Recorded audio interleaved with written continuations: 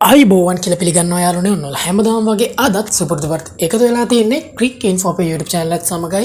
ඉතින් මේ වෙද්දී වල හැමෝම දන්නවා IPL තරගාවලියේ ඉතාමත් ප්‍රවේගකාරීම තරග කිහිපයක් මේ දිනවල පැවැත්වෙනවා. ඉතින් ඊයේ දිනේදී චෙන්නයි සුපර් කිංස් කණ්ඩායම සමගින් සන්රයිසර්ස් හයිදරාබාද් කණ්ඩායම තරග බිමට පැමිණියා. ඉතින් ප්‍රධාන වශයෙන්ම ඊයේ තරගයේදී කාගෙත් අවධානය යොමු වුණේ සන්රයිසර්ස් හයිදරාබාද් කණ්ඩායමේ ජයග්‍රහණය ගැන නෙමෙයි. ප්‍රධාන වශයෙන්ම සන්රයිසර්ස් කණ්ඩායමේ හිමිකාරිණිය වෙන කාව්‍යා මාරන්ගේ ඉතාමත් නොමනා හැසිරීමත් එක්ක නොමනා හැසිරීමක් කිව්වොත් ඇත්තටම මම නිවැරදි කියලා හිතනවා. මොකද 18 වෙනි පන්දු වාරයේදී නූර් අහමඩ් විසින් ශ්‍රී ලංකීය ප්‍රතිකරුවෙකු වන කමිදු මෙන්ඩිස් හට යොමු කරනු ලැබූ නිපන්දුවකට ඔහු පාරක් කෙල කිරීමට යෑමේදී එම නිපන්දුව මගහැරිය නැත්නම් ෆ්‍රී හිට් පන්දුව මගහැරිය යනවා. ඉතින් මෙහිදී කාව්‍යා මාරන්ගේ ප්‍රතිචාර දැක්වීම ඉතාමත් අශෝභනයි. මොකද ඉතාමත් ඒක ගොඩක් ක්‍රිකට් දන්න උදවිය හුඟක් ට්‍රෝල් කරලා තිබ්බ කාව්‍යා මාරන්. ඉතින් නිපන්දුවක් ගිලිහි යනවා කියන එක නැත්නම් ෆ්‍රී හිට් අවස්ථාවක් ගිලිහි යනවා කියන අවස්ථාව ඕනම ක්‍රීඩකයෙක්ට වෙන්න පුළුවන්. ඒක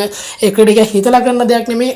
මොකද මෙම ෆ්‍රැන්චයිස් ක්‍රිකට් වලදී හිමිකරුවන්ගේ හැසිරීම රටාව නිසා ක්‍රීඩකයන් ක්‍රීඩා පිටියමද ඉතාමත් අසීරුතාවයකට නැත්නම් ක්‍රීඩා පිටිය තුළදී ඉතාමත් පීඩනයකට ලක් වෙනවා. ඉතින් ඔවුන් ක්‍රීඩකයන් වශයෙන් ඔවුන්ට එම නිදහස අනිවාර්යයෙන්ම දිය යුතුයි. මොකද කවුරුත් හිතාමතා තමන්ට පැමිණෙන ෆ්‍රී හිට් අවස්ථාවක් ගිලිහි යවන්නේ නැහැ. ඉතින් මෙම පන්දු ඕවරේදීම නිතිෂ් කුමාර් රෙඩ්ඩි හටත් එවැනි අවස්ථාවක් සිදු වෙනවා. ඉතින් ඔහු එහිදී ලබා ගන්නේ 1 ලකුණක් පමණයි ෆ්‍රී හිට් අවස්ථාවකදී.